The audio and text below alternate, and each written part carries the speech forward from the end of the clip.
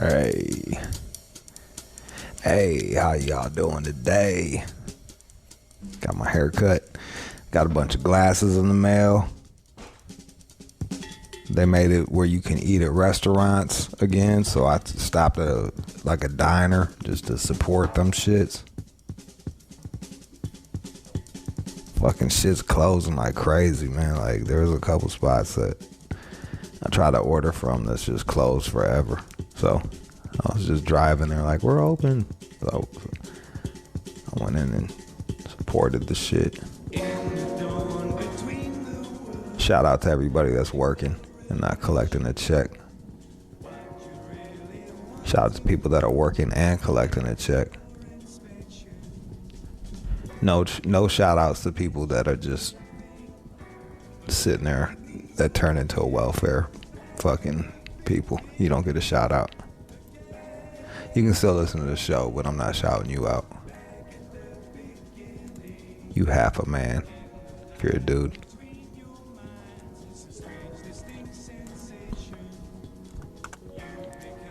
You see them waitresses and shit out there, man, just trying to make ends meet. So I was, and I got a haircut. At a barber or a salon? It was just some dude that, like, he's like on in the downtown area of where I'm at. But even that, like, he's working and all of his women are using they're just cutting from the crib so that they don't have to rent a chair. That's how it goes. For y'all that don't know, a lot of places you're getting like a commission on cuts, or you're renting a chair and then you keep it, and then you pay them X amount weekly and keep the rest. If you're a hustler, that's what you prefer. In the haircutting business, you rent a chair. Isn't that how it works with strippers too? You're sort of renting the stage or something weird like that. Yeah, and that shit is out cold too. You got to tip everybody if you're the stripper. Yeah. The DJ makes the DJ strip club DJ is probably like the fucking best job. Oh, you want to hear that song? That's gonna cost you. You get tipped out by everybody. You end up fucking some of the strippers. Like, that seems like a good job to have. You make as much as the strippers and you get to fuck them. Now, I used to wipe the poles. I was pole boy at All Stars on 8 Mile. But have you ever heard a cool DJ that sucks. in a strip What's club? that? Have you ever heard like a cool DJ in a strip club? They usually have that sort of puker voice going. And gentlemen, welcome to the stage. It's just, Yeah, coming to the stage. I don't know if I can do that. Lexus. Lexus. Give it up for is Lexus. Up next. Porsche. It's like every fucking car and type of like drink or place. Brooklyn. Brooklyn, Lexus, and Alizé coming to the stage. Looking hot tonight. You could tell I would go to the strip clubs in the 90s. I don't even know what the fucking names are anymore. I don't even know what the cool names. I don't even know what these stripper names are. Shout out to Mikey Eckstein. I'm sure he knows. Yeah, every time I go to meet him, so like every time we have a meeting, it's at the fucking strip club. And we never meet about whatever the fuck we need to meet about. I just end up talking to some fucking 18-year-old stripper that wants to like sing. And then I like give them unasked for advice that they ignore. I'm like, all right, you'll be here. If you think about it, like Courtney Love and Cardi B are the only two strippers that I can think of that made it. That's right. I forgot about Courtney. She was doing that Courtney for a while. Love was a stripper. Yeah, that's right. And then she got with Hole, and then she got the Kurt Cobain money. And then Cardi B. Is it Cardi B? Is that the one? Yeah, that sounds familiar. Yeah. I just forget. So think about all the strippers. Think about that shit. All the strippers with dreams of being in music. Only two. I can only think of two that made it. You're not gonna be in music. You're gonna grind on dicks and blow your money on fucking purses and bags. That's what's gonna happen. You're gonna do coke. You make it sound so fun. That's your life. That's your life. And you're gonna buy cars that you shouldn't be, that's out of your price range. And then you're gonna turn into the old stripper and your car is gonna be all beat up. That's what happens. I just told you the life of a stripper if you don't plan. That's the problem with sex workers and drug dealers, man. That money comes in so fast and it's just so easy that you take it for granted, and then when it stops, you're like, what the fuck? Oh no. Oh no. All right, we're doing hate or love it. We got X-rated. I'm gonna do Zoom. I'm gonna Zoom with X-rated. I didn't even realize he was coming on today. I'm glad I got a fucking haircut. I texted you kind of early. Thought I did. I'm not, John. I'm not shooting shade at you, dude. Like, I don't, like, it's up to me to look presentable. You know what I mean? But it would be nice too. Like, hey man, you're doing a Zoom, so don't look like a total pile of shit.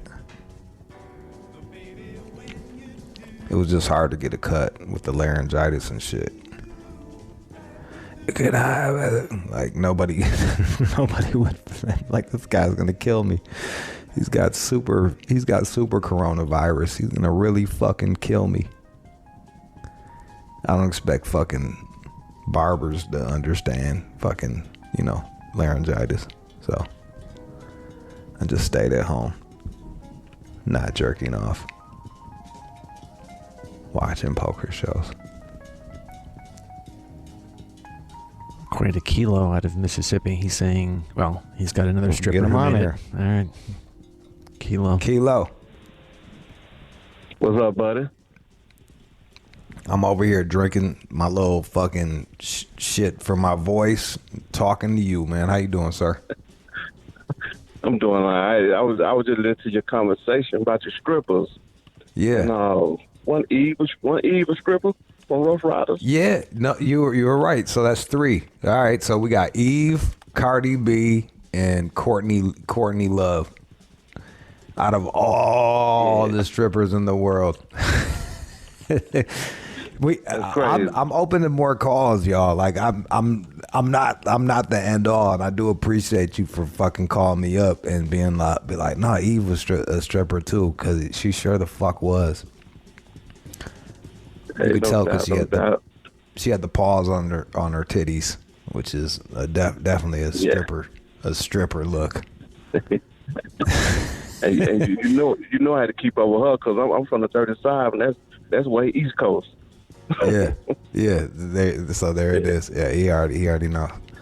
We actually canceled Eve. What? She was supposed to come on the show and was fucking like an hour late, and I was just like, nope, done. This wasn't even Gwen Stefani days. It's like you don't get to be an hour late. I'm not waiting after work a fucking hour to talk to you. I just bailed. I'm sure she's a good person. I remember Who Could was looking at me like, he couldn't even wrap his head around that shit. I'm like, fuck that shit, man. Like, show up on time, dog. You've got high standards. Well, they act like we don't run a live show. Like, how many times you know what I mean? It's just like, psh. Granted, John will tell a rapper to, with the rapper time, you got to tell a rapper like an hour before they're supposed to be there. That's on us. You know what I mean? It's on us to know that shit. But then from there, if they're even later than that, then it's over. It always fucks me up when a rapper shows up on time and then they got like a half hour to kill. You'd be like, oh, my bad. Usually rappers are late, so you get them professional acting ass, professional rappers with professionalism. It fucks you up. You're like, oh shit. I've got Funk out of the 313 who's got another stripper success story. Stripper success. We're talking stripper success stories. Funk out the D. Yes, what up, sir. my baby? Yes, sir. What up, though? You got it. Hey, don't forget about Cash Doll, baby. All right, there you go, Cast Out. But oh yeah. All right, so that's 4. It's wait, 5. Is that 4 or 5? I think we're up to 4. Hey, that's it's still 4. A low ass number. There's more girls on stage when they do the fucking roundup shit. You know what I mean? Than absolutely. Than that have made it. Look, hey, cashed out with the ass out. Cashed out with the ass out. There you go. Is she a Detroit chick? Yeah, cashed out. Absolutely. Yeah. Well, not everybody's from here, so I had to fucking ask that question. Yeah, for sure. You dig? You dig? Sometimes I ask questions, not for me, but for everybody else. But all right, so that's 4. They're Apparently Courtney Love, Eve, Black China, according to Black China. Okay, I didn't know that. Huh. So 5. Look at that. It's the numbers are piling up. So 5 I wonder how many strippers are in America. 5 is like day shift at a dive bar, titty bar. 5 strippers.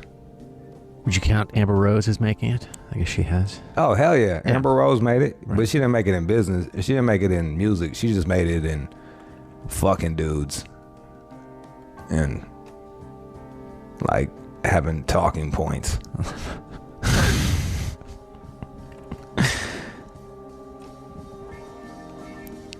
Fucking dudes and having talking points. But I will definitely count her. Yep. So that's 6. Oh, Michael out of Minnesota has somebody. All right, who you got, Michael? I might be wrong, but Blue Cantrell, I think, too. Really? I didn't know that. I might be wrong, but she might have. I think she was in Black Tails too. Let me see. Are we gonna get sued here? For real? Oh yeah. That's a mag from when we were younger. I'm seeing some hints of that online. Blue Control was a stripper. So was Eve. Blah blah blah. Okay. I guess we could have looked it up and fucking like told everybody. But isn't it more fun? Like, aren't y'all having a better time fucking having this discussion? So there you go, strippers. You got a chance. You got a chance. Black China can do it. Yeah, Blue Cantrell and Black China can do it.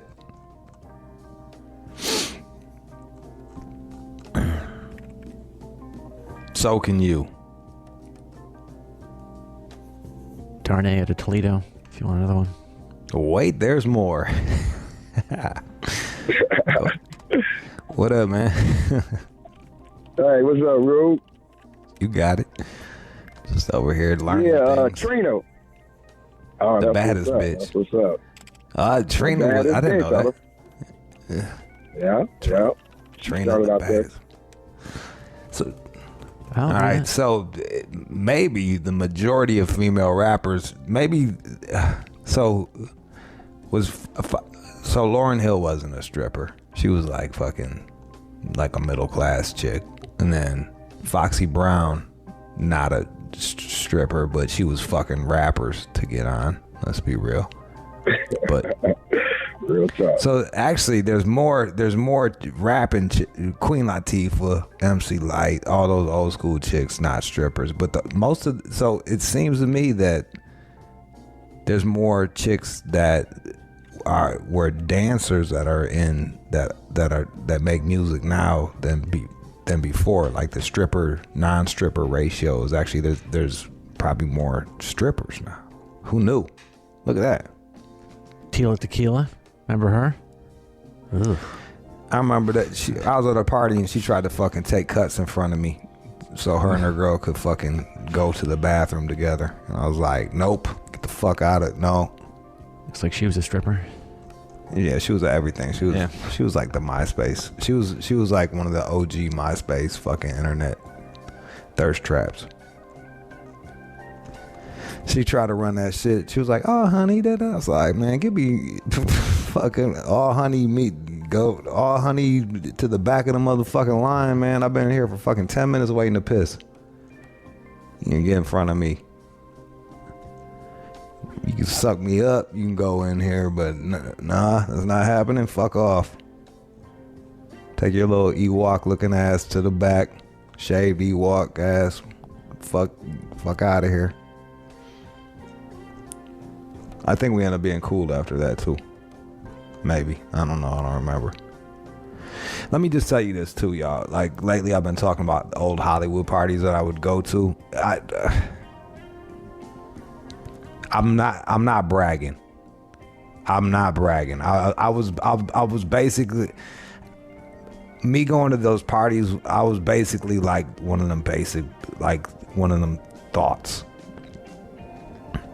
Like one of them bottle service thoughts. Like I would go to the party and I would come home and I lived in a studio in Koreatown and I had a mattress on the floor and my bedstand was a cinder block. Like I was not doing the most. I just was going to these parties trying to like fucking network or whatever. I just happen to be at these places. So don't just know if I bring that up or I name drop some shit, like I wasn't cool. I was not cool. I was down in Koreatown next to some whorehouse. Even going to those living parties in the studio. Going to those parties even just sounds like a nightmare to me now. It just seems, especially now. Yeah, it seems terrible. Yeah, especially now. Yeah. The last one I went to was with all, now it's YouTube influencers. Right. I was around like all these YouTube influencers with millions of fucking followers, and man, I just wanted to fucking blast myself. It's murder. Shout out to John, Big John, if you're listening. Shout out to you. All right, let's play some music. Come back. We're doing Hate or Love It, and am I talking? What's the order? Yeah, we've got Hate or Love It, then X-Rated coming up a little after 2. Okay. 2 Pacific. Okay. There it is. Well, there it is. Go ahead, play some music, man. God damn. Hands up in the air. You're listening to the All Out Show with you. In what might possibly be the most controversial feature on the radio today. Bitch, don't play that shit on this radio no more. This is the place where careers are made. That shit was awesome. I love it. And broken. Yeah, what's up, you fucking poser, man? That shit was whack. It's time for Hate It or Love It on Shade 45. Well, we're I guess we're staying in LA. Who we got over there, John? We have Stone Galaxy. Stone Galaxy, how you doing, sir? I'm doing pretty good. How are you? Awesome. Where in LA are you? Originally from South LA, man, but I bounce around.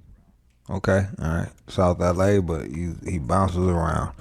All right. How long you been rapping for? Probably like 16 years, man. Like, started practicing since I was like 12. All right, so you're 28 now, and you've been rapping for 16 years. In one of the hot spots for rap, how come you haven't blown up yet? I never really been like super social, and I didn't really try to put it out like that. I was always like introverted and just try to get it on like through online, but at the same time, I didn't really want to like invest too much in it. Okay. And what do you do? What do you do to pay your bills? School and warehouse jobs. Okay. All right. Okay. What are you going to school for? Psychology. Psychology? All right. Yeah. It's cool. A lot of strippers go to school for psychology. I didn't know that. Yeah, ask them. I went to school. What for? Psychology. Tell me about the song. What's the name of the song? Name of the song is "Every Day I'm On It." Every day I'm on it. It's pretty. Yeah. Okay. Pretty much about just doing something with your time, with your day. Every day you do something, that kind of elevates you in some way, whether it's exercise or, a song or, just anything to be positive. Something. Yeah, you're just like trying to be every day. You are fucking doing something to better yourself. All right, let's see how people like your song. Every day I'm on it. It is Stone Galaxy from South LA. Let's go.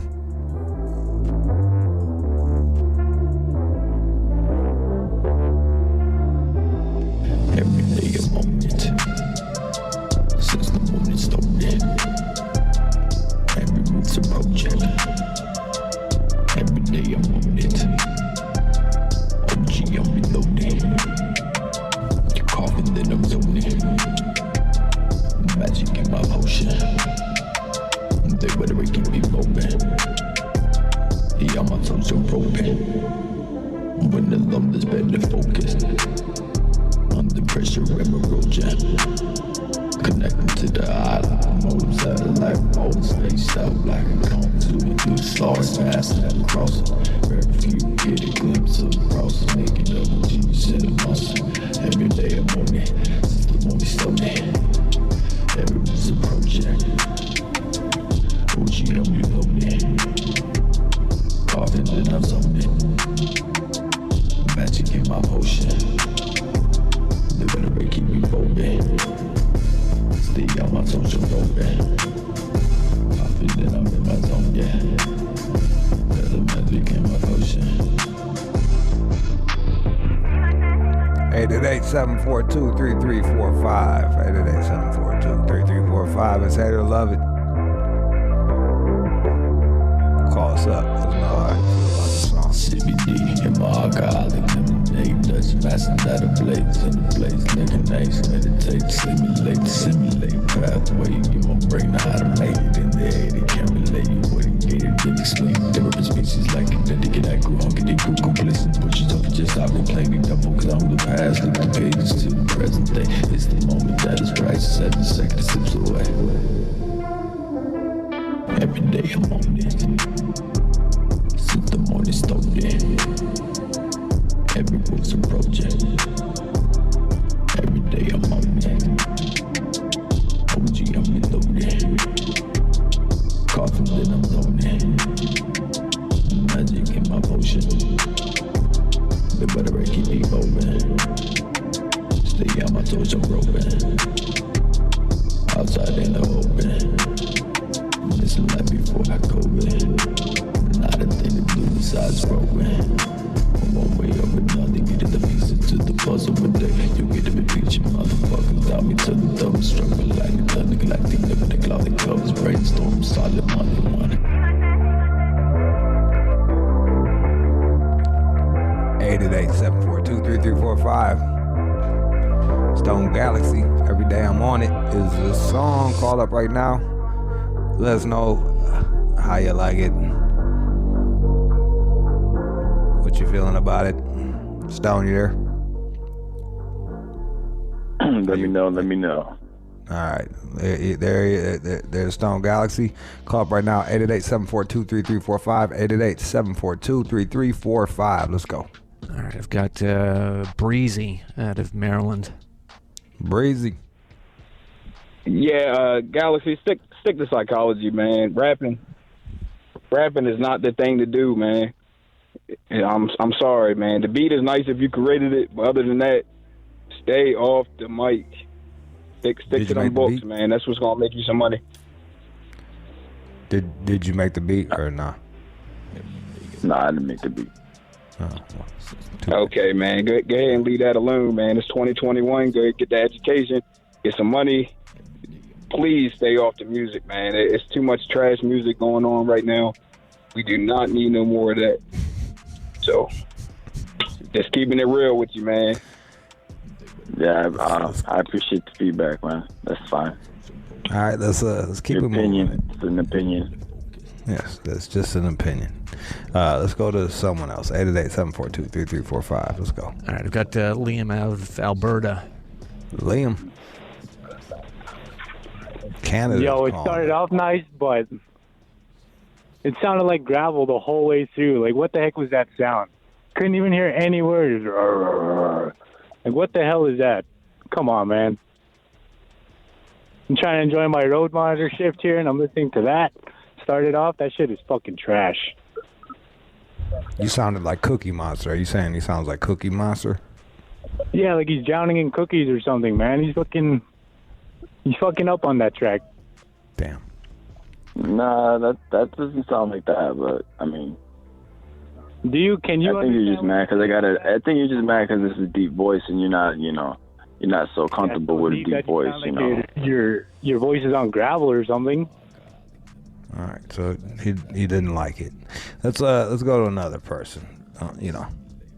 You can't help that you have a deep voice. A lot of people, a lot of ladies like that shit. We got any chicks? Not yet. No ladies calling. All right, well, all dudes. All right, it's a fucking sausage party on the phone lines. Who else we got? Roman in New Mexico. Roman, New Mexico, hate or love it, Roman. I hated it, man. The psychology professor needs to give you an F and reevaluate you, G. That beat was actually pretty dope, but I couldn't hear shit you were saying. So there a lot of people not liking the mix on it. They're not liking your mix. Seems to be a trend. Oh yeah, I could have gave you a better song than that. I could have sang it for you off the top of my head. All right. I doubt that part. Let's. But Rude Jude, we love your fucking show all day, baby. Thank you, sir. I appreciate that. I got a love. You didn't get love. That was that was for me. But whatever. Let's keep it moving. Got a lady, Paula, out of Detroit. There you go. For the ladies. See if the deep voice Yes, sir. works. Go ahead, Paula. Yes, sir. Yes. Stick to the education. Coming from Detroit, we couldn't understand a single word. Sorry, man. Okay, that was It's all good. It's all good. Didn't turn you on at all? Is she still there? No, didn't turn us on at all. No, me or my girl here. No. No, definitely not. All right, just checking. All right, so that's you're not doing so good yet, but who knows what the next phone call is gonna be? Who else we got? Also in Detroit, Rashawn. Rashawn out the D. Hate it or love it. I hate that shit. That shit is garbage. I was high as a kite before I heard that shit. Now I gotta go smoke 4 blunts. Please, you never play that shit again. Give up rapping. That shit is booty. You couldn't pay me to play that shit. Damn. That's strongly worded. Strongly worded. All right.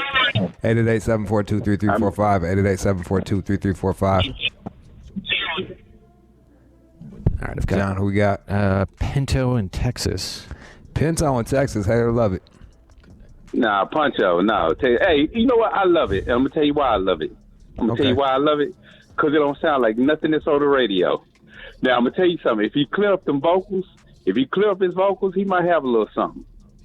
Because it don't sound like nothing that they play now. That's how, but I would tell him this. The beat is okay. But if he ain't good at rapping, he needs to just sell his music and make his money in production. He didn't make the beat. He make the beat? Oh, man. He needs to stay off the mic, then. But I'm going to give him a love it, though, because it's different. All right, that was a love. Thank you, man. That was a hateful love, but we're gonna count it as a love anyway.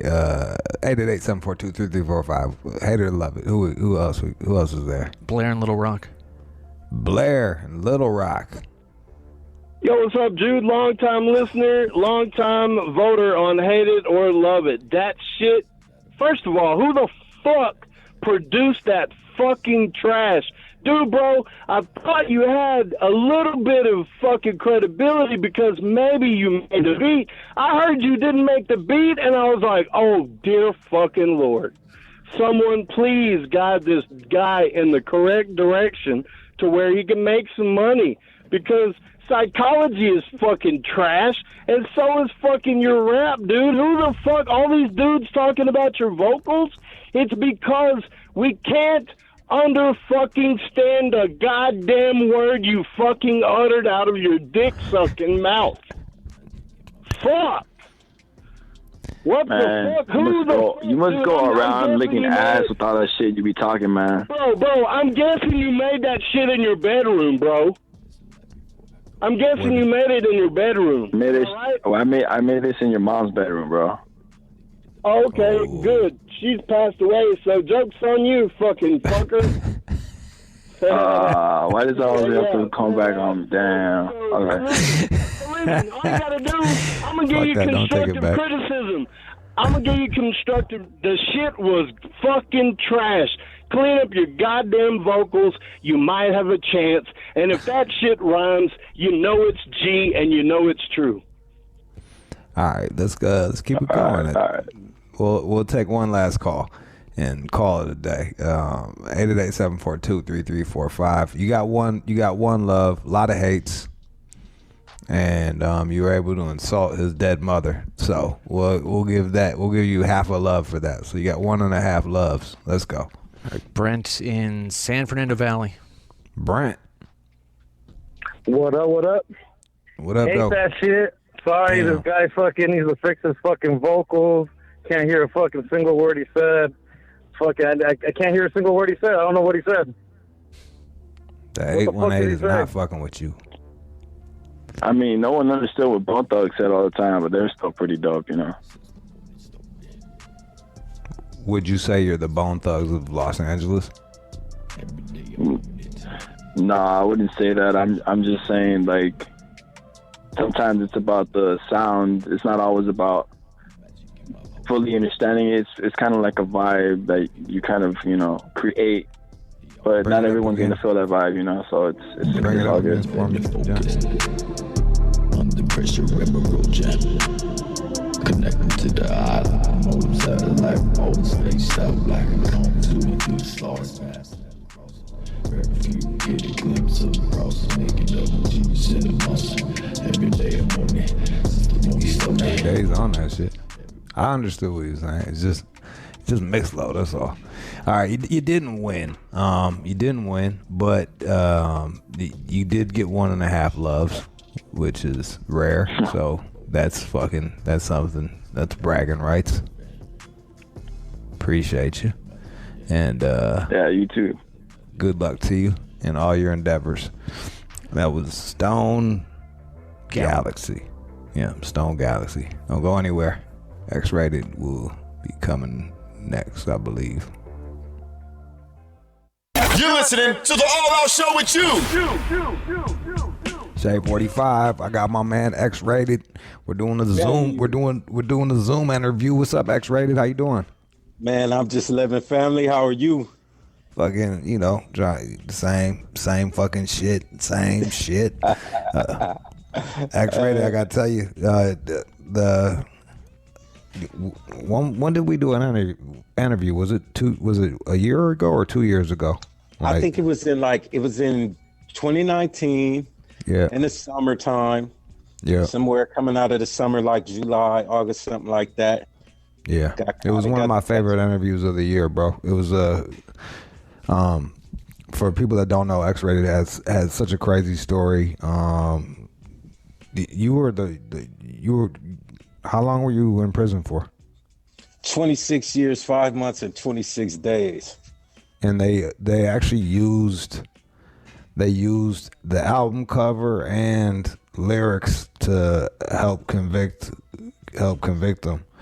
And that was the first. And you came out. I was actually just quoting you. I was quoting you to somebody. I was telling your story, and I was like, "What was the weirdest part for you when you came back?" And I don't know if you remember telling me this, but you're like, "Nobody keeps their word." Yeah, it's a trip. Yeah, I came from a world where that was imperative. It was life and death to do what you said, and your no's had to be no's, your yeses had to be yeses. So it was strange to get out here and see how people move around. I call it their words wiggle. They're wobblers. Yeah. Yeah. At best, you'll get a non-definitive answer, but then at worst, they're just they'll straight up lie to your fucking face. Like, it's crazy. It's bananas. In a heartbeat. It's fucking bananas. What I did in my experience I've had since then. So, I came home, I started working on music. I still was in transitional housing, had to do an ankle monitor. Being a life prisoner, being released, I ultimately still had to complete a lot of programs. I had to complete my substance abuse classes. I had to complete gang diversion classes, a lot of stuff. And so it took almost a year for me to get home. So right around that time, I think where we linked up, I probably had been free about 8 months. And, let me ask you something. What was that like, going from like being told what to do to actually like having freedom to do what you want to do? What was that like on your brain? It was like breathing. I felt like, hey, you know what? I got this song about that. But I talked to, it's like Superman, how he came from another world where the gravity was different and his vision and his strength. I felt unrestrained in a way where difficulties for other people, I just couldn't relate to it. I'm like, it's just some stuff that I wanted to do that even though it still had difficulty to it and restrictions and, stuff you got to fight through, those seem to be minor fights to me in comparison to the fights that I had to ultimately for my life. And so I've used that to my advantage, man. It was actually very easy for me in perspective to actually do what I needed to do because I just been through something so much more difficult. It's crazy. It's like you get the two extremes. It's you said it's like breathing, and other cats become institutionalized, and they're almost having fucking anxiety attacks because it's like they're so used to like not having to think about that shit. You know what I mean? Then suddenly they got all these decisions they have to make. But I had unusual advantages. This beautiful culture of ours, hip hop positioned me in a way where things that a lot of people would have had to be concerned about weren't necessarily concerns for me. I already owned my homes before I was released from prison. I had my condo before I was released from prison. So I do know I don't speak for everybody in relation to difficulties and parole experiences and things like that. I can't speak for what I've observed as things that would allow them to be more successful if they were implemented, policies that could be implemented to help other people. But my personal experience was abnormal. What do you think? What do you think of some policies that would help cats fucking do better once they got out?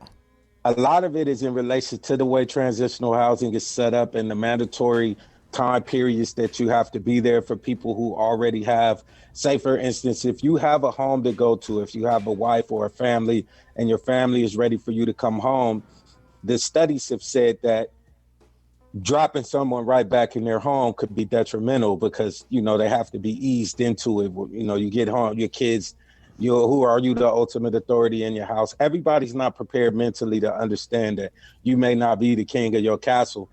And so I do think transitional housing is necessary, but for it to be mandated for everyone, I think is a mistake. I've seen people who these policies that are in place currently have been detrimental to them. Instead of allowing them to go home, allowing them to be able to work, where they're in a city in a transitional house that's 2, 3, 4 hours away from where they actually live with their family, where they will be paroling. And so now they're traveling back and forth and trying to find work. You don't want to find work in a city you don't intend to live in. So I feel like they should either have transitional houses set up in more places, the same aggression that they use with building prisons through up and down the state. They should have that same aggression with building transitional houses so that people can parole. I mean, they're making money. Yeah, making money. Yeah, that's exactly what they're gonna do anyway, because they've monetized rehabilitation the same way they monetized penalization. Yeah. So now we're in a situation where, hey, they can afford it. They're paying themselves to house these people in these transitional houses. They're owned by CDCR. So it's like, let's get them situated to where people can come home closer to where they're going to actually live. Therefore, they can find work that they would still have when they left transitional housing, instead of trying to find a job in a city they won't stay in, and now have to find a job when they're finally released from transitional housing. They're looking for a job in a whole other area now, or having to decide if their family needs to move and relocate to the side. I mean, nobody has the money for that. Yeah. Yeah, and it's like, even you do get the shit, it's like, you've only been working for, you're only at the job for 6 months. How come? It's like, and then you gotta have that conversation with your new boss. Like, that totally makes sense. Or it's stuff that acutely, and a lot of people don't even think about. So, there's how much do you know offhand, like how much they were getting per head for where you were at? I know it's $68,500 per person to house them. So, and you can't see $68,500 worth of programs for the people that are being housed. So no, you're getting fucking, yeah. I'm sure you're fucking. I'm sure your meals weren't $68,000 a year meals. Yeah. I'm just saying. Yeah. And I figured out how to get to those numbers. You divide that by the amount of days in a year, and you can divide that by the amount of meals in a year, and you also still have to, what they say clothing costs. They just buying fabric because the inmates make the clothes. So it's like, come on, man, they not paying that. That ain't what it costs to house us. That's what it costs to pay themselves for housing us. I think it's dangerous when you mix money making with justice. You know what I mean? And what is justice? You know what I mean? Like, what is justice? Like, different. Like, all right, one person might murder somebody, another person might embezzle, like run a whole fucking company into the ground and ruin fucking 60 5,000 lives. Yeah. And one person's doing 20 years, the other dude's doing 3 years. Like, who affected more people, Yeah, it's true. Justice is a very complicated word in this country, obviously in the world as a whole, but specifically in the United States of America, justice is a complicated word. And very, very rarely is utilized to the full extent of its definition. Straight up, it's totally arbitrary. It's like, what is just for one is not just for someone else, and no one's ever gonna be happy. So they're like, fuck it, let's make $70,000 a year off these motherfuckers. That's where they're coming from. I know. It's fucking nuts. Well, what do you got? What do you got lined up? What do you was grinding in jail or in prison? Excuse me. You was grinding in prison. You still dropping music and stuff like that. Yeah. How was that? How was that greeted? I mean, you know what? It presented its challenges, but I felt very much motivated to make sure people heard me as an adult. The music I made prior to my incarceration was made by a child.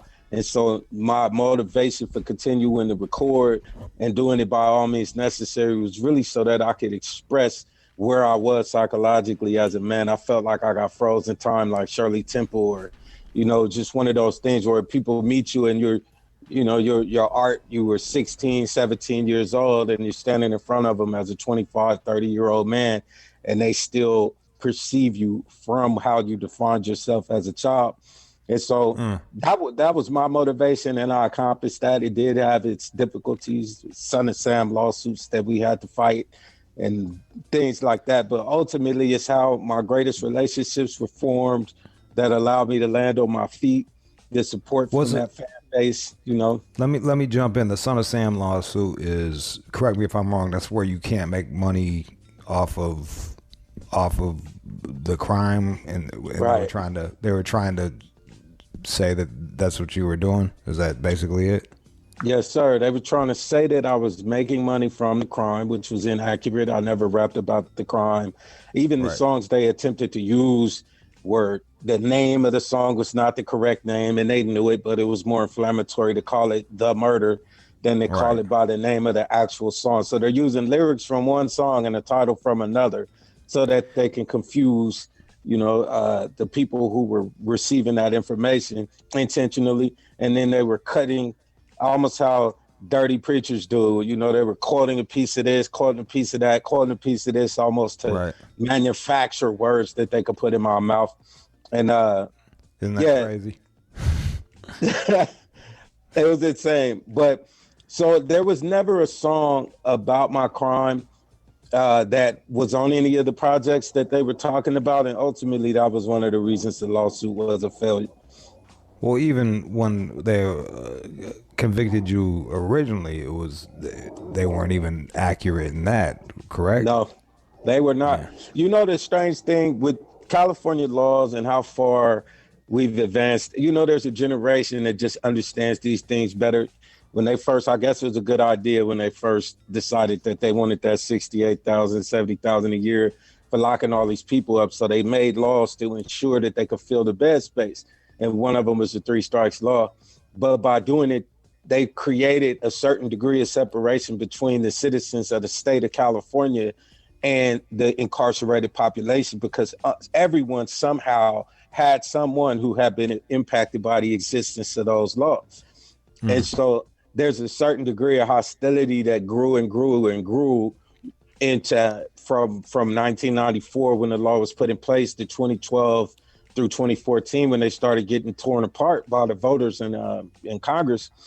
And I mean, ultimately, we just had these people who voted against the laws and changed the rules. And I benefited from that in a lot of ways because they understood that it wasn't doing a service to victims. It wasn't doing a service to the actual perpetrators of crimes. Nobody was being repaired from these exorbitant sentences. There was no benefit to the state.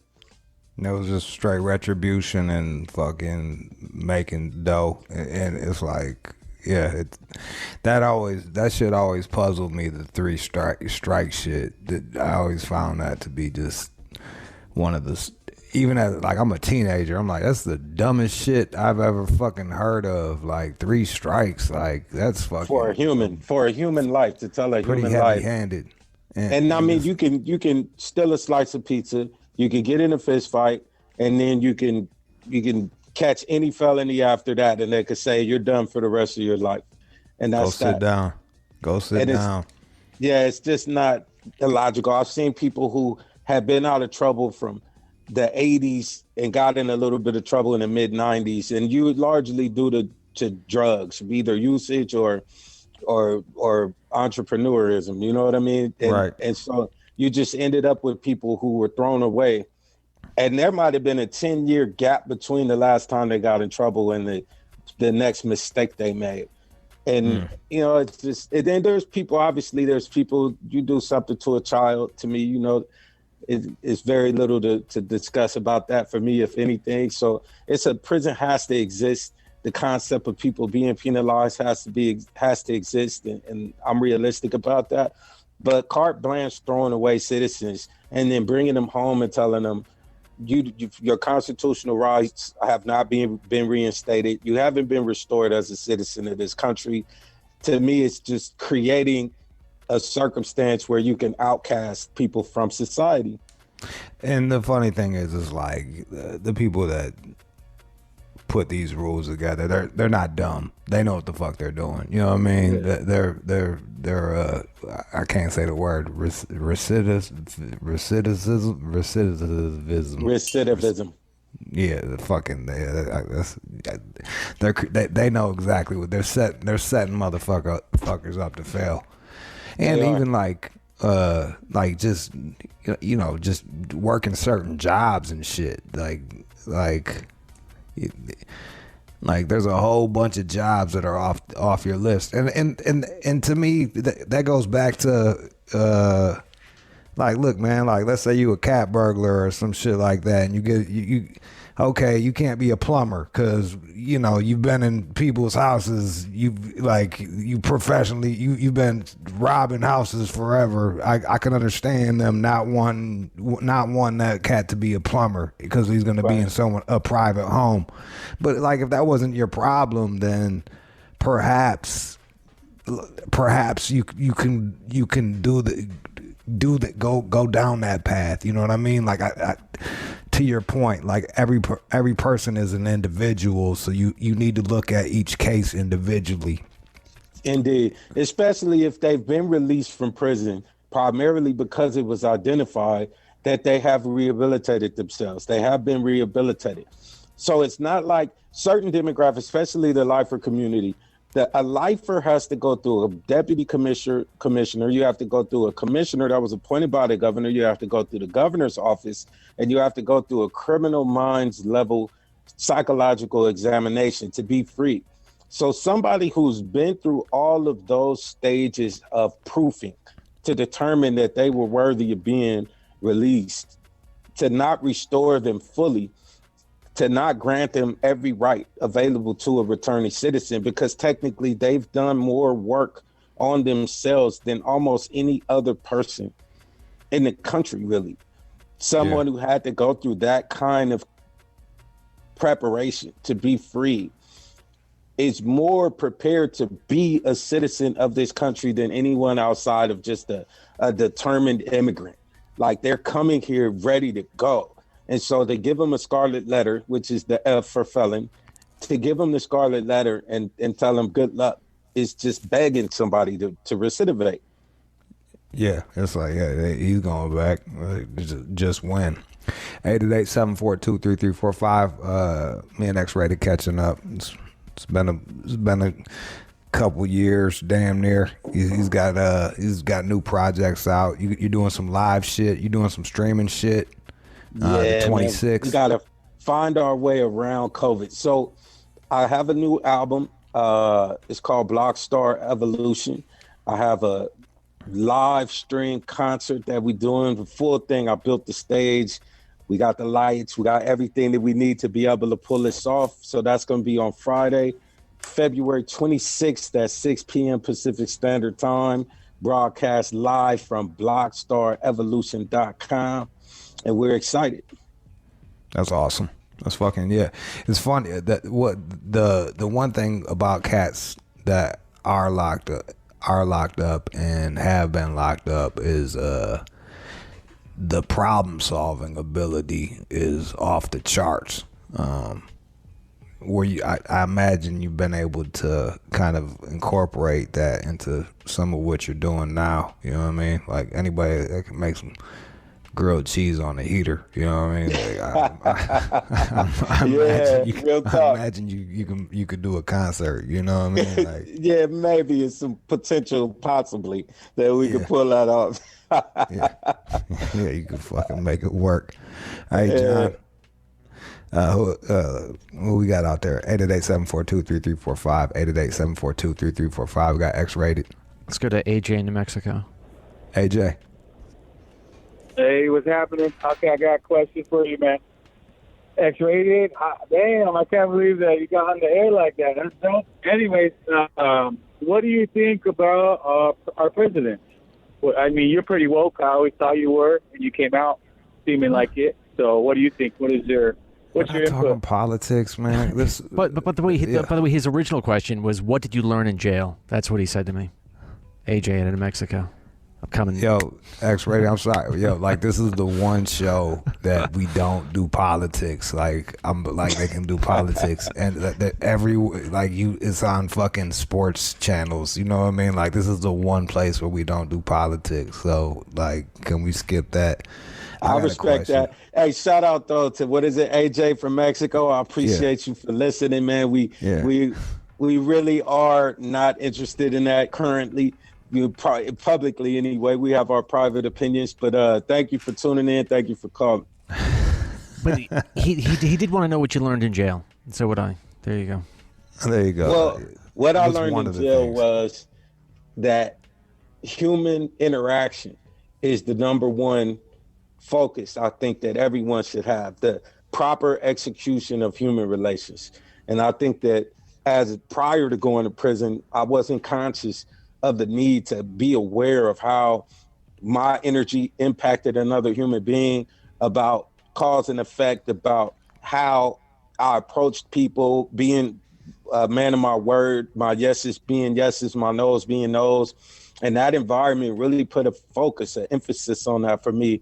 And when I came home, it allowed me to navigate experiences and challenges where, it was dangerous to come at somebody the wrong way or have the wrong energy in that environment. And now I think people are really grateful for the effort that I put into being conscious of how I impact other people, and certainly what I tolerate for how other people attempt to impact me.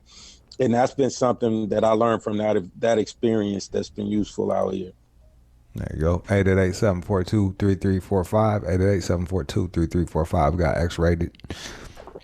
Got Rio in Phoenix, Arizona. Hey. Go ahead. Hey, what's up, X-Rated? What's up, Rude Jude? I'm an ex-convict from California, you know what I'm saying? Off and on, I did 20 years, you know what I mean? I know the dirty bread and all that for 29 Street, you know what I mean? But I want to know how you feel, man. Now, being out, being free. You know what?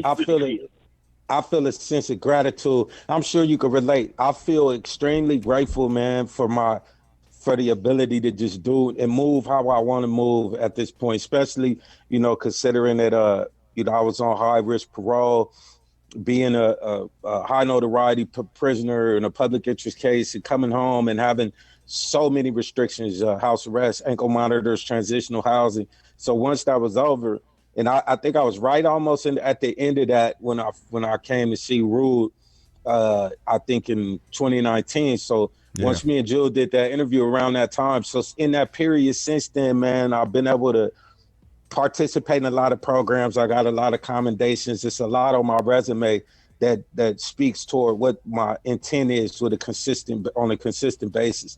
And for that reason, I've been able to have a lot of freedom and latitude to do my thing. And so I'm grateful, man. I went up the hill the other day and just was looking out at the city and all the lights, and just by myself took a second to collect my thoughts. I was on the lake last night, went to the lake and got some food for my family. And so, just stuff like that, I'm very appreciative of the ability to do, just go where I want to go and be where I want to be. Just freedom means a lot to me, man. That's real talk. Yeah, that's real talk. I think we'll end it with that. That's well put. X-Rated. I guess my question for you is this. You were saying how you didn't when you made Psychoactive, you were like a teenager and people were cutting into you like you were that same person, but meanwhile you it's 10 years later, you've grown, you've been through so many things. The album is a classic. Yes. Yeah. How do you look at it now? Oh man, I love Psychoactive. I love the story behind the making of Psychoactive. My relationship with Brother Lynch, Ironclad. We still in touch. I communicated with him and his manager yesterday, try to get him out here to put him in the studio. I got my own building now, and so I built my own studio. I got a marketing department. I got a video film department. I got about 3,000 square feet specifically devoted for events and video production. Another 4,500 square feet total for my storefront. So, I mean, it's a lot that's happened. And, you know, I was able to invest in myself and build during the heat of COVID. And so, you know, we're trying to get Lynch out here to work with us to kind of reconnect with that energy that we've always had going back to Psychoactive. So I love it. And I don't have a problem with it existing as a statement of my psychology, but specifically for that period of my life. You know, we wouldn't be confused about early Beatles versus Sgt. Pepper's Lonely Hearts Club Band. You know, people know that they morphed and they had a different experience, became different people from I Want to Hold Your Hand to My Guitar Gently Weeps. Everyone knows that there was a difference that occurred. And that's true, you know, with Slim Shady, Eminem versus, you know, the current woke and extremely still lyrical Eminem, that we just different people as we grow. So as long as it spoke to who I was as an individual in that period of time, and there was statements of where I was at other periods of time, I was good. But for it to stand as the only statement of who I was as a man, as a human being, would have been really difficult for my spirit, because it didn't represent my entire life. And so I love it for what it represents for that period of time. It's factual. That's how we felt in that period of time. It's still elements of that represent how I feel. But the overall gist of it is that I was a 16, 17-year-old kid speaking of what my experience was in that capsule of time in this great nation. What our experience was at that time. It's, you know, if you say what is true, you know, like you cannot, how do you regret that? You know what I mean? Like, how do you, like, if you spitting from the heart, then you spitting from the motherfucking heart, and that's that. Straight up. And that's what I'm still doing. And I mean, you know, I do always want to convey that message to the fans and my listeners, because they hold that stuff in high esteem. I think it's been voted like the most hardcore hip hop album of all time in a few places, and Rolling Stone, I read. So, you know, I would never say that I want a ring, you know, and I don't like it. You know, that was a classic. It is a classic. It stood the test of time and continues to stand the test of time. Significant MCs who went on to do great things were impacted by it. And so, even, you know, I'm proud that's on my resume, man. Yeah, even like you guys were even ahead of the curve on a lot of the samples that other rappers went on to reuse those samples. Like you was ahead of cats on that shit. You know what I'm saying? Big facts. So I peeped that shit as a music lover. So I was just like, we're gonna actually play something new that you did. Can you tell us a bit about it? So I got this artist that I've been grooming. His name is Never Seen. He's from Denver, Colorado. And we made this song. It's called The Yeti. He came home from prison. They reached out to me. He said, man, you know, I love your story. I love your experience. I got a similar experience. I responded to that. I told him, you know, we can work. Let's stay in touch. And I felt very strongly that if I didn't respond to that appropriately, if I didn't show him love, it would be like me not giving myself that same love. And so many parallels with our stories. And so I hooked up with him. We made this song. We shot the video. The video is at 200,000 views right now on my YouTube channel. It's doing very well. It's a slapper, and it's an organic experience. Never Seen the King coming home from the pen, me snatching him up. Now he's out here with me at my headquarters every day, working as an artist representing Blockstar Evolution. And this is our first song for the people to hear what our energy is like together. And what's the name of it? It's The Yeti, DAYETI, The Yeti. The Yeti. Let's go. X-rated, y'all. Thanks for zooming with us, bro. Yeah, man, come on. I'm answering all calls from you. That was also my favorite experience I had. But technically, it was my favorite interview I've done ever. And I still feel that way. And it was an honor when I saw that it was voted as the best interview of the year that you did. I love it. I've listened to it this year, actually. Just kind of getting a part of that energy, man. I remember y'all was like, let's do it on the phone. I was like, no. No. We need to be in the same motherfucking room, man. We got to be like, no. We need to be in the same room.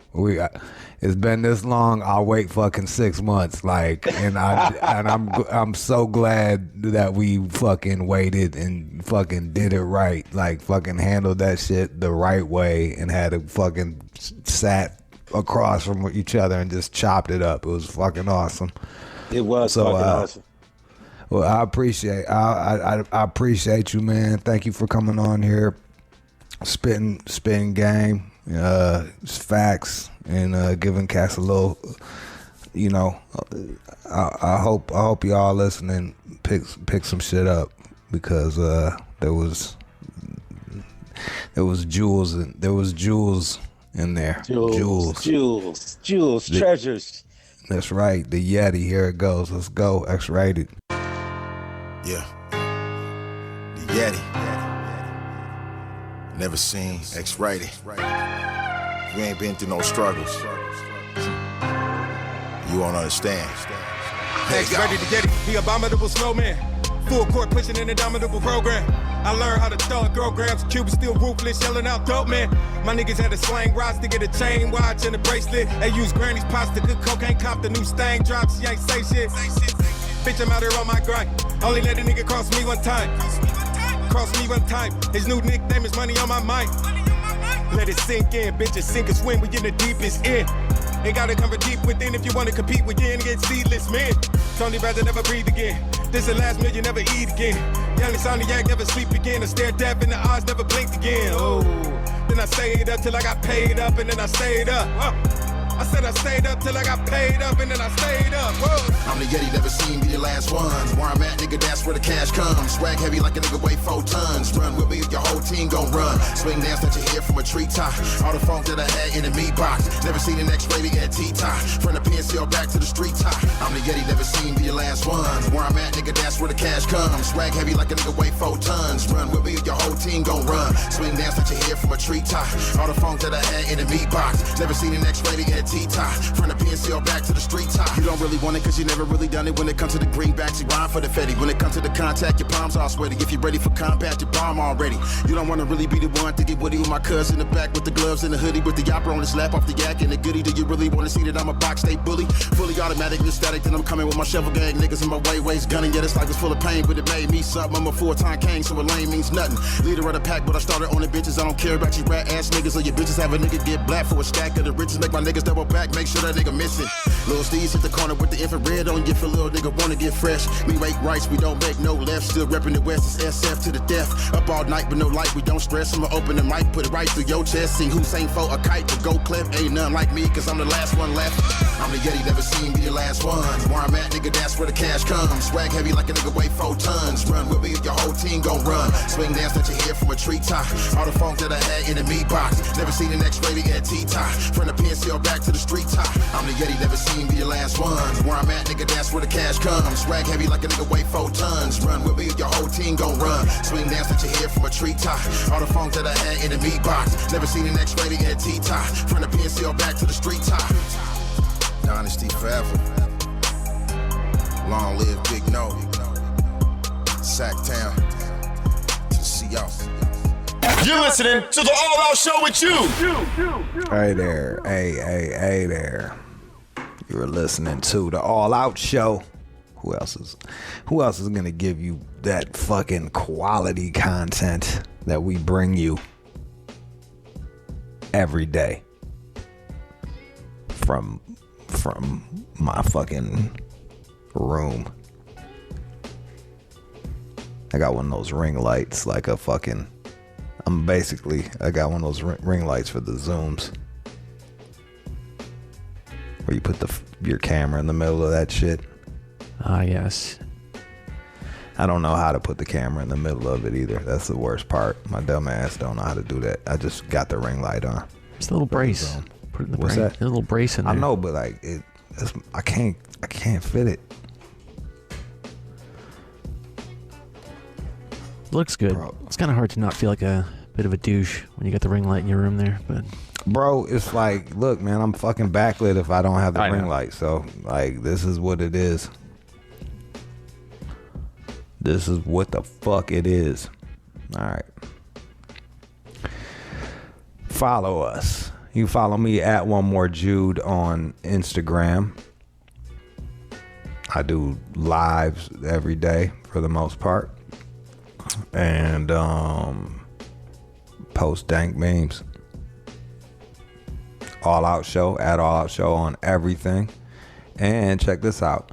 If you just want to like follow me, or if you want it to where I can like reach out to you, hit up 213-205-3747. If you want pill mixes, type pill mix, merch. I don't know what else there is. There was other shit, but those are the two things I can think of. If you want to get some All Out Show fucking gear, the money doesn't even go to me. It goes to special need people with special needs, like John. He's got needs. Special needs. Special. Saving up to get them. Bro, I was just thinking about like what you would need. Like you probably would need a special made turtleneck. I imagine you would just fuck up with like if someone gave you like a regular turtleneck, if you didn't get the right angle, you would just fuck that shit up. Stretch it out. It happens. I know. With your fucking chin. Turtleneck. Man, I've worn that since like middle school. From L. Bean or something. I got a couple turtlenecks. You gotta hit them with the turtleneck every now and again. Let them know what's up. And put the gold on the outside and shit. Man. Fucking old school.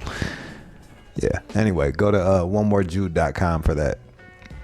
We got coffee cups, stickers, coats, hats, everything. Beanies.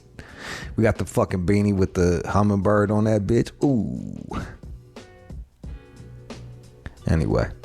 All right, let's play some music. Come back with news from the chin. What is there's different ways to solve problems at work. We'll tell you what kind of person you can figure out what kind of person you are, what kind of problem solver you are, and other things. Testosterone is at a fucking all-time low here in America, and we're gonna try to figure it out. I think it's the plastics. I think it's plastics and like the food and shit. That's my guess. But John will tell you. That explains why a lot of y'all some bitches. Tell you that much. If that shit hurt your feelings, and I was talking about you, just know that.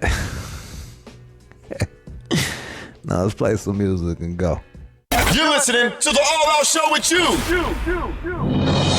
And now, it's time for News from the Chin with John Z. Matthews.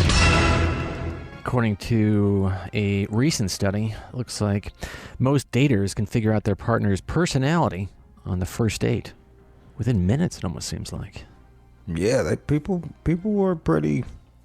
If you let people be themselves, they will. What are how do they do it? Well, that's the idea. That it seems like, the people that are sort of at ease and sort of comfortable with themselves, they demonstrate their personalities more clearly. Those that are a little sketchy are trying to put on their best performance. Yeah. Yeah. Or even if what they pick. Like, I know what kind of girl is gonna want to meet at a Buffalo Wild Wings, and I know what kind of girl's gonna want to meet at one of them fancy coffee places that sells cold brew and shit. Well, the Buffalo Wild Wing gals, they're fun. I'm not shitting live on life. either one of them. I'm just saying, like, I know that there's like but if you're the fella, you decide on the first date. What? Yeah. John. I just said, where do you want to go? I don't care. My God. Yeah, that doesn't always go well. Just pick somewhere that's fucking easy. Just pick, but you do the picking. They need to know that, like, that you're the man.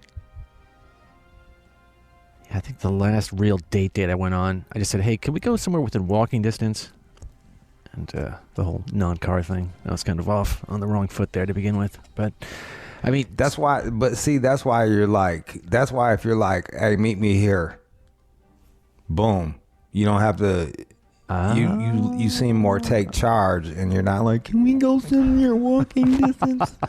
I'm saving up to get a car. I was supposed to, but then my credit got fucked because, I loaned money to, I found a cosign with this crazy lady. And then it turns into this fucking story. And this chick is like, what the fuck? What am I getting into here? This is a tornado. Long-faced loser. It's a long story. He's got a long face. Like, no way. But so when you suggest a date, are you sort of going big to demonstrate that you're balling? No. Not the first date. Usually it's somewhere chill. If it's food, it's, it's just moderately priced, or, back in the day when I was doing the Tinder shit, it was coffee. Because that way, they don't feel like it's a big commitment. I don't feel like it's a big commit. You know what I mean? Like, if shit's not working out, we can bail. You don't got to sit through a whole fucking meal. So excuse me. How honest are you about your personality, or can you even identify that? Are you completely yourself when you're hanging out? Yeah, I'm pretty open. Okay. I'm pretty open. I'm like, I do this, I do that. The last date I was on, the chick didn't fucking hit me up to thank me. So I never called her back. We haven't called each other, and that was that. Wow. And the funny thing was, she was like, I'll see you again. But like, if I pick the place, buy the food, do the this, do the that, like, now you be like, thanks for the date. And I'm like, thanks for the company. And then we move forward. But like, not a thank you. You know what I mean? Like, I'm feeding you, you drinking. Well, maybe they're kicking it for a few hours. Nothing. Nah.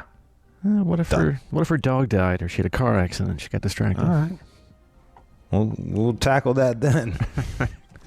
Hey, sorry I never got back to you. I fucking got in a car accident on the way home from your house. I've been in a coma for fucking 7 months. I'm like, shit, really? It's tough. Even then, I'd be like, maybe I'm bad luck. Are you sure you want to fuck with me? Hey. All right, so what else? All right. I mean, what was your question? Well, I guess my question is, when you're sitting there with somebody, can you tell if they're being inauthentic or trying to sort of snow you and just try to impress you? Or is that something you can pick up on? There's certain things that I can just suss out. You know what I mean? I'll give you, for instance, there was another time where I'm like talking to this chick, and I thought she was real smart, but then she just kept telling me about like ideas that she got from authors, and I was just like, this bitch ain't smart. She just reads books. You know what I mean? She just reads things and then just regurgitates it to me. Instead of, we're all our own philosophers. You walk around life and you observe shit. You know what I mean? And you come. I've noticed this happens a lot. I noticed that happens a lot. This seems to be a universal truth. Okay. That type of shit. Like, it's not that like my ideas are original. None of us, we've been around for thousands, hundreds of thousands of years. Like, I don't think anybody's got like a new thought. You know what I mean? Like, but at least I got to some of these places in an organic way. But you've never left a date thinking to yourself, boy, this lady's a mystery. What's up with her? Sometimes I'll be like, I can't tell if she wants to fuck or not, or fuck with me or not. You know what I mean? Like, You get that vibe. You're like, do they want to fuck with me or like, I don't know. Who knows? And then you try it again. All right, so Psychology Today, they are breaking down the styles for dealing with conflict at work. There are different types of people. I know your way. What's that? Run. That is not true. Run. Mutter. Mutter under your breath as you walk away. It's not upset. Boo-hoo. I can hack your whole house. I'll shut your whole. I'll take your passwords. I'll show you. I'll show you a thing or two. You do that 12 more times. See what happens. I don't know if that's true. But Bro, you be getting fucking beasted on at work, man. fuck it, you're out of your mind. I've sat there and let you lay into me time and time again. I don't run from that. What are you talking about? Yeah, and then you be like, fuck you, I'm doing the best I can, or whatever. I'm like, all right, cool. Fine. Then you be like, sorry for saying fuck you. And I'm like, I don't care, dog. Like, like, you can tell me to fuck off. I just need you to handle this, that, and third. You know what I mean? Like, that's fine. I don't give a fuck. Well, I think if I were to look at this honestly, I usually give people some room to fuck up over and over again, but you keep pushing, I'm going to bury you. Bro, if I ask a motherfucker 2 or 3 times for the same thing and we're still going over this, I got a problem. Yeah. We got problems. Especially us. We're doing live radio. Right. Like, if I ask for some shit, like, we should be on it. Like, off the air yesterday, I was like, will you look up the thing about the people that want to stop people from colonizing Mars? Did you do that? When my response was, hey, I can't find that. Can you send that to me quickly? And that I can roll the tape. I think I was rolling tape on that. But I can find it, man. Well, that's not my job to find it. You're the fucking producer. I told you about it. I've got a note right here in my little pad. I honestly do. So there you go. So I asked him once. This is the second time I'm asking him if it. Mars people are coming. Like, if I got to do it again, then we're gonna fucking have a problem. But then I'm the asshole. You know what I mean? Well, that's not exactly what they're talking about, but they are kind of. So they break it down into the types here. One they're calling the sage. And the sage is probably the most effective at conflict management. They are genuinely concerned about the well-being of all the parties involved in a conflict, and they seek a solution. Even look at this conflict as a way to make the world a better place. That's me. Really? That's me, man. I'm that. That's me right there. Nice. Yeah. And there's the diplomat, who is a compromiser. But unlike the sage, the diplomat is mainly looking out for number one. So they're going to try to smooth things over, but not everyone's going to benefit from this solution. Yeah. Those are all the agents I've ever had. They're like, oh yeah, we got this. And then they fucking, I'm like, left out in the lurch. Like, what the fuck is going on with this? Oh, no. Because they don't want to burn any bridges. So. But in the end, they come out on top. Yeah. And they'll throw you under the bus. And there's the ostrich. That's pretty self-explanatory. That is not me. Duck, hide. I was gonna say something, but then I decided not to. Well, you because I'm a giant fucking vagina. You want to throw down in the hallway? I'm like, this is not. I mean, I can't. I don't want to throw down in the hall. That with that one dude. That one dude. Yeah. You know, I had a fucking heart attack, man. Yeah. Fucking. Like, what the fuck are you doing, man? You're making me kick. He literally made it where I had to. There was it was the NWA movie people, and they were fucking. They were doing getting interviewed by all these different folks, and somebody was going over their time, and in my fucking studio where we had to start the show, and I'm supposed to interview them, and I had to go in and kick them out. I had to kick them out and then interview them. Like, and I had words with old boy because of that. I'm like, motherfucker, you made me kick out some people I had to interview. Like, don't you see the problem with that?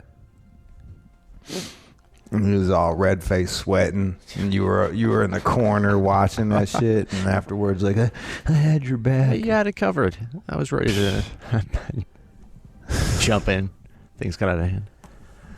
You weren't gonna do a fucking thing if things got out of hand. You were gonna fucking skirk off into the darkness. He was too worried about getting back to his Candy Crush game at his desk or something. Yeah, that guy. He was. Pays to be friends with fucking people up top. I'll tell you that much. Oof. All right, and then a couple more. There's the philanthropist, a pleaser and a pushover. No, I reject what you're about to say. But I didn't say that was you. All right. Unlike the ostrich who fails to acknowledge that problem exists until it's too late, the philanthropist finds conflict so unpleasant that he or she is willing to do almost anything to make it go away. All right. And then finally, the warrior. That's me. I'm the warrior. Right. A little bit. I'm the guy that confronts people. That get up in someone's grill. Just email. Everybody, use email and HR. That's the one thing I've learned. And it's email and HR. You want paper trails and tell first. Yeah, but I don't think fuck street cred. Tell first. Now, the warrior also might even find conflict to be exhilarating and enjoyable as a form of competition, but I don't think that's necessarily you. I don't think you're looking for a fight around every corner. Nah. Every now and again, sometimes somebody will do some shit to me where it's almost worth them doing it, so I could just blaze the fuck out of them. But that's like 20% of the conflicts I have. Most of the time, I'm just leaving out that bitch like, I just wanted a coffee. You know what I mean? How are we arguing? But I'm pretty good at dealing with different types of people. Like, I can read a person pretty well and fucking... Except for the new batch sucks. We were pretty faded. Actually, it was a coffee place. We were pretty faded and walked in. I was like, what's up, man? How you doing? Da, da, da. And it was one of those, like, fucking non-binary, like, things. So by me just saying, what's up, man? Like, you could just tell, like, the whole place got super tense. And I just fixed that with over tipping them. Like, here, take this. Like, I was in a good mood. Like, boom. Here's $5, bro. See, that's a good solution. Peacemaker. See? He was mad, but they were mad. They were mad, but they weren't mad enough to not accept that dough. That's a good way to smooth shit over when you're dealing with customer service. Sometimes. Other times, if it's not a tipping thing, and sometimes you try to tip them, they'll get fucking offended. So you just gotta fucking suss that one out. Read the room. Yep. So you've talked about this for years, but it looks like, yes, testosterone is dropping in men in the United States. And I told you. You did? This was I've always doubted it. I sent you this. I was like, look that shit up. Look it up. And it's been declining for decades at this point. And they point to several factors. What are some of the factors? Certainly linked to higher rates of obesity. That's going to knock you out. And also, so high fructose and high fructose corn syrups and everything, and that's the one that's harder for your body to break down and shit like that. That's made that's like super bad for you, and it's in everything. And that just started happening in the last 30 years or so.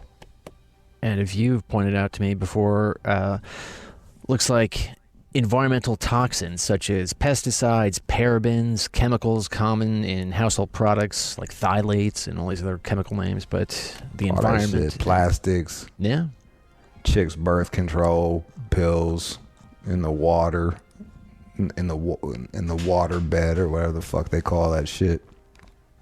Guys just started exercising enough. You got to do that. It explains why a lot of y'all motherfuckers act like bitches. I'm just saying. John, I've had my T tested. My shit is fucking, my testosterone's on point. It's that my shit was a 20-year-old man. John had good testosterone. His sperm count was booming. Fucking Chris. I was surprised. I've done some bad things to my body, but and none of us behaved like bitches when like the pandemic dropped. We didn't get all scared and shit. We were like, we'll be okay. Well, let us work. We're fine. So yes, I'm questioning the testosterone of, if you're a dude that like overreacted from this shit, you probably that might explain it. This might be an explanation. You should get some supplements. Why you're so bitch made. Reacting like a little fucking girl. To everything. It sucks too, because it's like, not only that, like if you got low testosterone, that affects the way your brain works, everything. Oh, they're even saying here it can lead to cancer. You don't want that. Actually, I do want the low testosterone people to get cancer, fucking die, so I don't got to deal with them on my Instagram timeline. You low T bitches. And of course, it leads to lower libido, diminished libido, as they say here. How's your libido these days? Is it still where it was 5 years ago? I caught a nut. I jerked off for the first time in the crib since I've been, because I got here and got sick, so I was too sick to jerk off. So I finally jerked off today before I went and ran errands. Nice. It's been so long since I caught one on my own that like I premature ejaculated on I didn't even make it past the fucking, I probably made it like 40 seconds into the film. I was like, damn. 40 seconds? Wow. Yeah, bro. I was just like, oh. It's like, shit, all right. Don't jerk off for fucking 2 weeks. See how long you fucking last. Shit, 3 weeks. Oh, I can't remember the last time I've gone 3 weeks. I fucked between those times, but like I haven't, go 3 weeks and then jerk off. See how long you last. You're not gonna last that long, I promise you. It seems unlikely. Nah, you won't make it past the preview, those where they got all the little boxes and shit.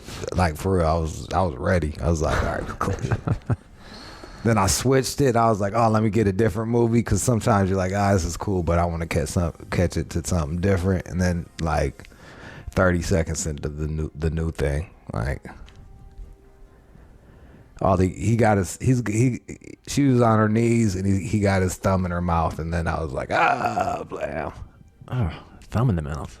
Fucking slave training. Oh, he's of course. You gonna be my whore? You gonna be my whore? She's like, yeah. And he's like, gah. And then, yo, the crazy shit was the first one I didn't nut to because they put trigger warnings in front of it, because I wanted to watch fucking chick slave training, you know what I mean? And they're like, this is what is it?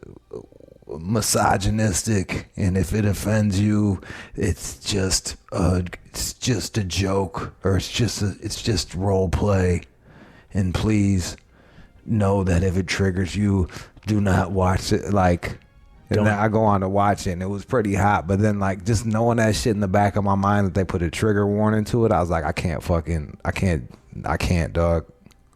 That's kind of surprising. I don't think I've ever seen that. Granted, I'm not watching a lot of. But that's that's what I'm saying. Like this shit is bleeding into porn, dog. Like S&M porn, where the fuck, like it. S&M porn shouldn't have a fucking trigger warning thing. It's in the fucking title. It's S&M. Like someone's gonna get fucked up and dogged and spit on or whatever the fuck. They're gonna be crawling around or locked up or shocked with the fucking cat. Like that's what S&M implies. So for them to put a trigger warning in front of it, I was just like, what the fuck, man? I'm trying to avoid the emails. That's the thing. Like they're winning. They're even getting me. There was a few like last week. Like I was about to say retard, and then like I stopped like halfway through and then said it, but it like all of the fucking nagging made me pause. Like it's reprogramming me. Like you know what I mean? Like it's worth the hassle. No, it's working. It's fucking working. It made me fucking pause like for a second, and I was like, "Fuck! What the fuck are you doing, man? Keep talking." I saw a debate about that on Twitter a week or so ago, and they kept calling it the R word. It's that sensitive now. The R word. Well, you have like, to what? on there. I got fucking kicked off of Instagram for. I got kicked off of Instagram. I wasn't even like calling anybody. I was explaining like when it became unpopular and all that shit. I was talking about the history of it, and I got banned from doing lives for fucking a month. Damn. They sat my ass down for a month, bro. They were like, go sit down. So you can play nice. And I didn't call anybody I didn't even call nobody that shit. Especially somebody that's special, you know what I mean? Like the special people. Fuck me, dog. All right, what else? I do some good news. All right, go ahead. And now, time for good news. Now, Nike, they have a new shoe, which is, you can just slip into it. So a man, I've seen some reports on this, a man with cerebral palsy, he helped inspire this new hands-free shoe back in the day. His name is Matthew Walzer, back in 2012. You got like a picture of it so I can see? Yeah. I mean, if you just type in Go Fly Ease, you'll see it. It's just a shoe. Oh, Go Fly Ease? Yeah. E-A-S-E or? E-A-S-E, yeah, Fly Ease. There's some ads about it now. Oh. But then also, it turns out that years ago, I guess there was somebody who worked for Nike who he had a $2,000? It's $2,000. I didn't see that. Is it really? Holy what? Wow. No. Oh wow. The shits. These are 100, but the ones that they must have been some special ones. Yeah. At StockX. That's not really gonna help out for fucking the rich cerebral palsy cat. Yeah. Like, can you imagine? Like, you got cerebral palsy now you got to drop fucking 2 racks just to be able to. I'd be like, fuck that. I'm rocking some Fila flip flops, man. I'm going back on these cats. Fuck that shit. But so the shoe is perfect for, let's say, even pregnant women in the 3rd trimester, arthritis patients, those who've lost some or all use of their arms, and you can just slip right into it, and there you go. And all right, so they're like $100. Yeah, $120. $70. There we go. They still should be cheaper than that. Nike, why you gouging motherfuckers that are disabled? Are differently abled. Why are you gouging differently abled people? You know it costs you fucking $2 to make them shits in China. There's a lot of research where they fucking harvest organs and have concentration camps right now. Nike, why you doing that, Nike? And I'm the dick for saying words that they don't like. Meanwhile, you guys actively fucking dump money into a country that's with concentration camps. Well, they make nice sneakers. You put them on real easy. They've been had fucking shoes that go on easy, man. Like that's the funny thing too. Like they came up with some fucking easy slip-ons. Like, okay, all right, sure. It seems to bend in the middle, so it sort of eases. That's the upside. The entry. Who knows? All right. Bending in the middle makes it easier to enter. There it is. You heard it from John. All right, let's go. That's the news. You're listening to the All Out Show with you. All right, that was the show. Shout out to X-Rated. His show is on the 26th. Let me pull it up. Let me pull up the fucking... X-Rated is doing Blockstar Evolution live February 26th live stream. That I don't just hit up official X-Rated or on Instagram. Bam. That's my guy. All right. And thanks to everybody who helped out over there today, John. I can't see anyone, so. Ooh. We've got myself, got the Mighty Keenan, Shanice, Keenan, and John. Also ran. Yeah. The also ran. All right, my name is Jude. Follow at All Out Show on everything, at One More Jude for my shit, and 213-205-3747 for updates. All right, that's just the direct number between me and you, because you never know what can happen. You never know. Maybe I gotta tell you a secret, so I'll text you. 213-205-3747. Type Pill Mix if you want mixes that I make at the house and the mixes that I play for y'all on the air. Keenan's good enough to put those together. All right. We're gone. She gone.